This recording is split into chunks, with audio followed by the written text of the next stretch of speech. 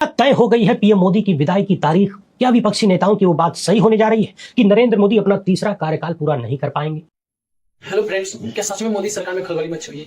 क्या सच में BJP party में नेताओं की टूट हो रही है? क्या सच में नेता बीजेपी सरकार को छोड़ना चाहती है और अदर पार्टियों में मिलने चाहती है? तो चलिए देखते हैं मिलकर।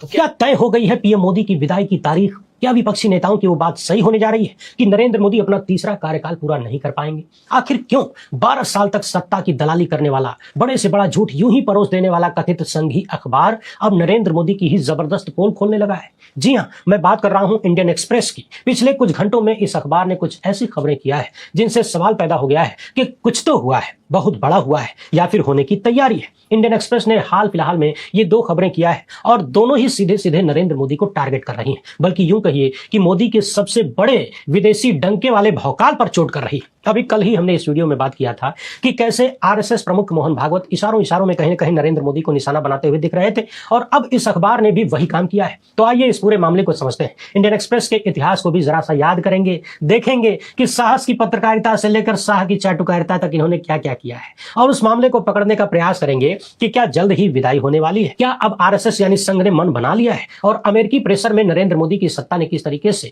140 करोड़ भारतीयों की जेब काटने का फैसला किया है, वो भी देखेंगे। मामला बहुत गंभीर है, इसलिए एकदम टकटकी लगाकर देखिए। पहली बार है तो चैनल को सब्सक्राइब करके घंटी बजा दीजिए टन से। ये नीचे सब्सक्राइब का बटन है, उसको क्लिक करिए और बाद में ऑल पर क्लिक कर दीजिएगा, यानी घंटी बजा दीजिएगा। इसके अलावा आप जानते हैं कि हम किसी धन्ना सेठ या राजनीतिक दल के दम पर चलते नहीं, तभी खुलकर आपके मुद्दों पर बात हो पाती है। हमारा काम पसंद आता हो तो इसके कोड या फिर मोबाइल नंबर का प्रयोग करते हुए जो भी हो सके आर्थिक सहयोग भेजने का प्रयास जरूर करें। बहुत बहुत धन्यवाद। और हाँ, फेसबुक पर है तो पेज को फॉलो कर लीजिए। इंडियन एक्सप्रेस की वर्तमान खबर पर बात करने से पहले आपको याद दिला दें कि ये वही अखबार है जिस ग्रुप के संस्थापक और सबसे प्रमुख निर्माता के रूप में स्वर्गीय श्री रामनाथ गोयनका जी को याद किया जाता है। और गोयनका जी भारतीय जनसंघ की टिकट पर सांसद भी बने, यानी पुरानी भाजपा से सांसद थे, जेपी आंदोलन के करीबी थे और इंदिरा गांधी की इमरजेंसी के पुरजोर विरोध करते थे। इमरजेंसी के खिलाफ इन्होंने खूब लंबी चौड़ी मुहिम चलाया। इतना सुनकर आपको लग रहा होगा कि तब तो अच्छा ही कर रहे थे, लेकिन आप शायद भटक गए। इमरजेंसी का विरोध हो या फिर जेपी आंदोलन का समर्थन, इन दोनों के पीछे खड़े होने का इस अखबार का टारगेट कुछ और ही बताया जाता है। और उसमें से कुछ है कि पूर्व प्रधानमंत्री स्वर्गीय इंदिरा गांधी ने बैंकों का राष्ट्रीयकरण कर दिया था, राजाओं का प्रिवी पर्स खत्म कर दिया। इसके अलावा देश भर के जो बड़े बड़े सेठ थे उनको इंदिरा गांधी से बड़ी तकलीफ थी, क्योंकि इंदिरा गांधी की सत्ता अमीरी गरीबी के बीच की खाई को पाटना चाहती थी। यानी कुल मिलाकर आज हम जो देख रहे हैं कि बीजेपी आरएसएस की सत्ता में कुछ धन्ना सेठों के पास सब कुछ जा रहा है और जनता कंगाल होती जा रही है, बीजेपी आरएसएस की यह नीति हमेशा की रही है। जब उसके उलट इंदिरा गांधी की सरकार जनता की जेब मजबूत करने के लिए काम कर रही थी, बड़े बड़े फैसले कर रही थी, तो न सिर्फ आरएसएस और उसके अन्य संगठन बल्कि इंडियन एक्सप्रेस भी बौखलाया हुआ नजर आता था। यानी सेठों का अखबार इसीलिए कहा जाता है। इसके बाद राजीव गांधी की सत्ता में कथित बोफोर्स घोटाले को लेकर भी इस अखबार ने तगड़ी मुहिम चलाया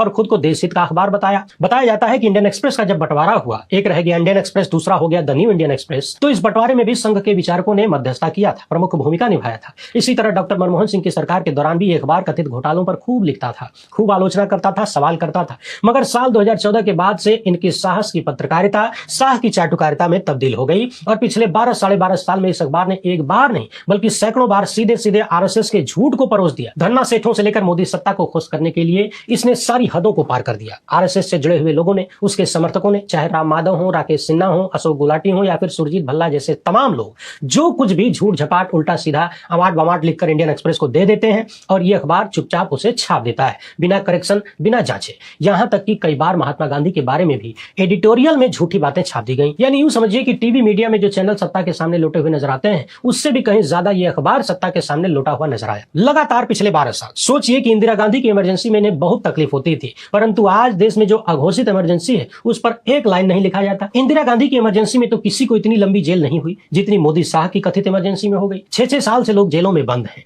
और सिर्फ सवाल करने के लिए कोई भी मुकदमा लाद दिया जाता है। तमाम संवैधानिक संस्थाओं को बर्बाद किया जा चुका है, लेकिन यह अखबार अब मुहिम नहीं चला था। इंदिरा गांधी ने इमरजेंसी लगाया, मगर उसके बाद भी उन्होंने चुनाव आयोग को अपना गुलाम नहीं बनाया। स्वतंत्र चुनाव हुए, चुनाव हार गई, विपक्ष में रही, सत्ता का दमन भी झेला, मगर भारत की संवैधानिक संस्थाओं को तबाह नहीं किया। उनके दौर में एक हाई कोर्ट की इतनी हिम्मत थी कि वो इंदिरा गांधी को सजा सुना दे, परंतु आज देखिए, हाई कोर्ट तो छोड़ दीजिए, सुप्रीम कोर्ट तक में बैठे तमाम मिलार लोग कैसे लोटे हुए हैं, ये हम सबके सामने है।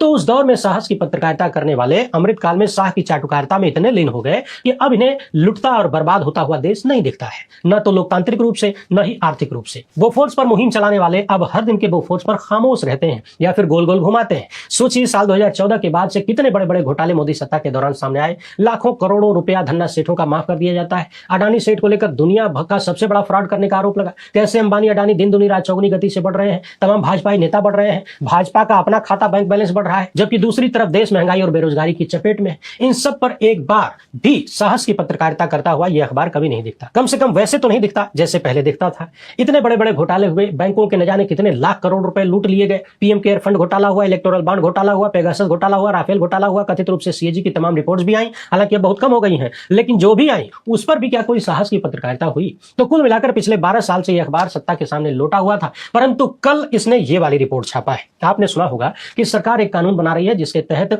अब यूपीआई ट्रांजैक्शन पर भी एक्स्ट्रा फीस ली जा सकती है। यानी सरकार कानून बदलकर भविष्य में यूपीआई रुपए पर एमडीआर लगाने का रास्ता खोल रही है। एमडीआर का मतलब है मर्चेंट डिस्काउंट रेट। मान लीजिए कि आपने किसी दुकानदार को 1000 रुपए का पेमेंट किया डिजिटल तरीके से, यूपीआई चाहे रुपए से। यदि सरकार 0.5% एमडीआर लगाती है तो फिर 1000 पे लगभग 5 रुपया इकोसिस्टम के लिए जाएगा, पेमेंट इकोसिस्टम के लिए। सामान्यतः ये फीस दुकानदार से ली जाती है, ग्राहक से नहीं। मगर ध्यान रहे, आखिर में ग्राहक का ही कटना है, दुकानदार अपनी जेब से तो देगा नहीं।